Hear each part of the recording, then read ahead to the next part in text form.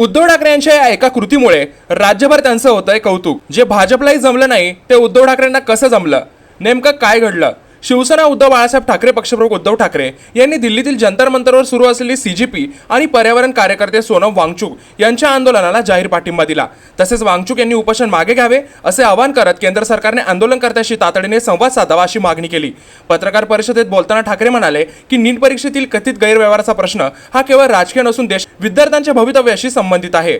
सर्व विरोधी पक्षांनी पक्षी भूमिका बाजूला ठेवून या आंदोलनाला पाठिंबा द्यावा असे आवाहन त्यांनी केले।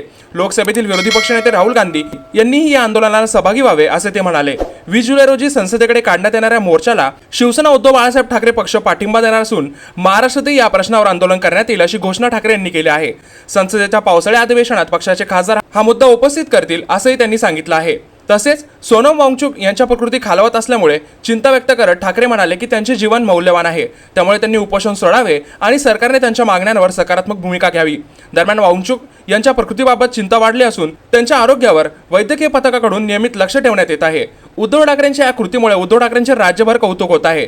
जे भाजपलाही नाही जमलं ते उद्धव ठाकरेंनी करून दाखवलं आहे। याबद्दल तुमचे मत आम्हाला कमेंटमध्ये नक्की सांगा आणि अशाच व्हिडिओ रोज बघण्यासाठी आपल्या चॅनलला सबस्क्राईब करायला विसरू नका।